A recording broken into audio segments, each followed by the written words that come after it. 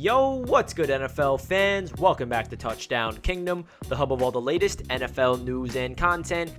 In today's video, we'll be giving you guys our week number 15 NFL predictions. We appreciate all the support here in Touchdown Kingdom all throughout the season. I cannot believe we're already at week number 15, and this week is going to be so huge for the playoff implications because the AFC and the NFC playoff race is so insane, and I cannot wait to make more content about the playoffs coming up and so much NFL content coming your way. So if you guys are new to Touchdown Kingdom, don't forget to hit that subscribe button, and if you guys enjoy the video, please make sure you smash that thumbs up button, and feel free to comment down below some of your predictions for week number 15 in the NFL. So with that being said, let's jump right into our week 15 NFL predictions.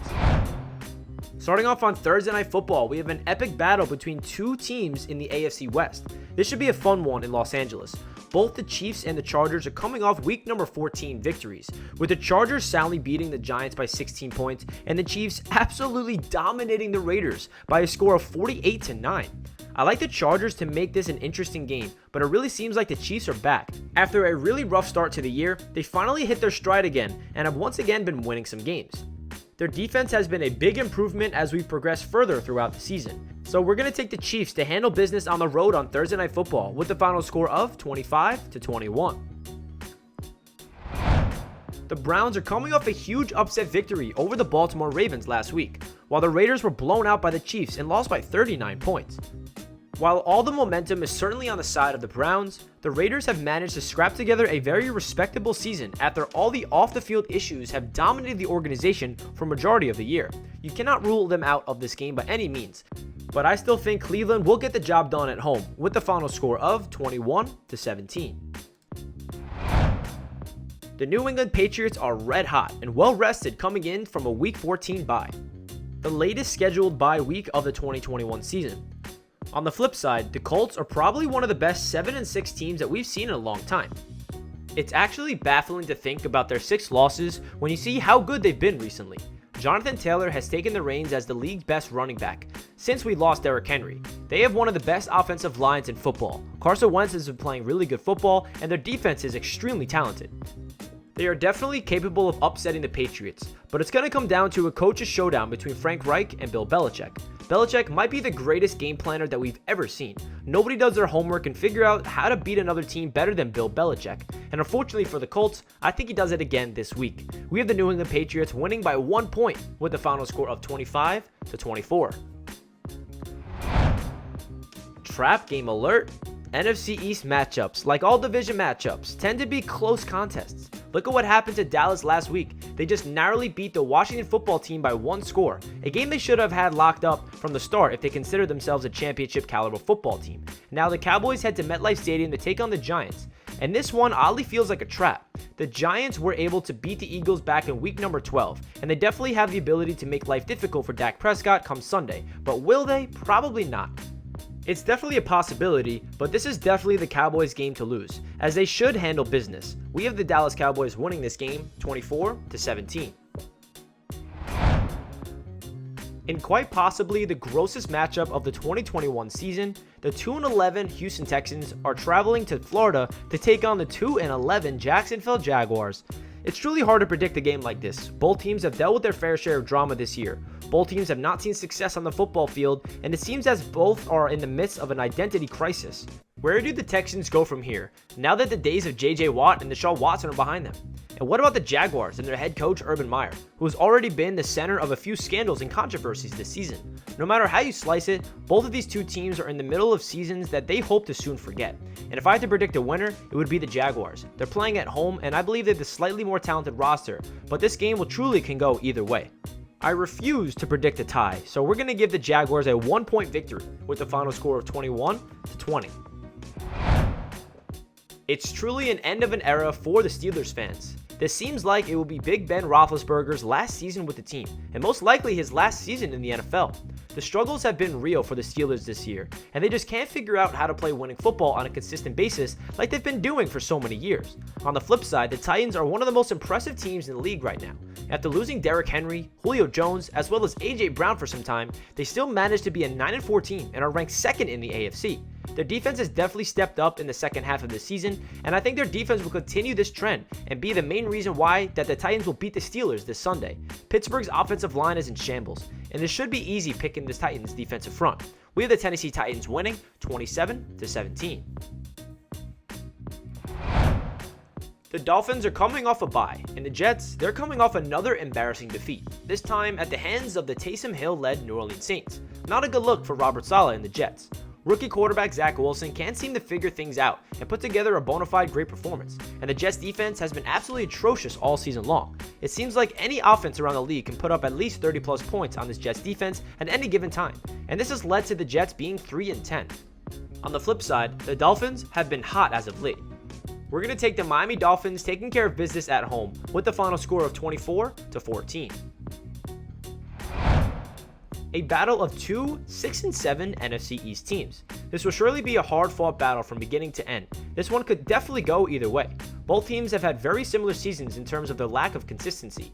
Washington was supposed to have a top 5 defense, and we all saw how that turned out. On the flip side, many Eagles fans thought that Jalen Hurts and Nick Sirianni would unleash an offensive superstorm to the rest of the league, but that hasn't quite come to fruition either.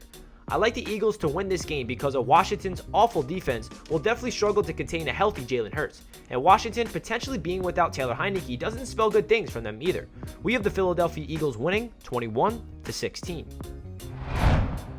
In the most lopsided matchup of the weekend, the Arizona Cardinals are set to take on the last place Lions. Trap game? Always possible, but not probable. Not many things to really say about this one. Even though the Cardinals are coming off a heartbreak loss on Monday Night Football to the LA Rams, I think that they'll get back on track in the win column and beat the Detroit Lions with a final score of 24-13. Now, this is a game that the Buffalo Bills absolutely need to win, and they know it. They are going to be playing lots of angry football this weekend after losing to Tom Brady and the Buccaneers in overtime last week. Now, sitting at 7-6, the postseason is still very much alive for the Bills, but they were hoping to be contention for a first-round bye, not fighting for a wildcard spot. A must-win game for the Bills will be exactly that, a win for the Bills. We have Buffalo winning 27-20. The Broncos just did their thing this past week and demolished the now 1-11-1 Detroit Lions. On the flip side, the Bengals took a bad loss to the 49ers and are now third in the AFC North, behind the Ravens and the Browns. This division has become super tight over the last month or so, and this is a must-win game for the Bengals, but heading to Denver to take on the 7-6 Broncos team will certainly not be an easy challenge. As a matter of fact, I actually like the Broncos to win this game. Their defense has been playing well, and their offense has been playing well over the past month or so. While you can say the same thing about the Bengals, I like the Broncos to take care of business at home. Denver wins a close one, 24-23. Both of these teams are coming off important victories in week number 14, and both of these teams are right in the middle of the pack. The problem with both of these teams is their consistency.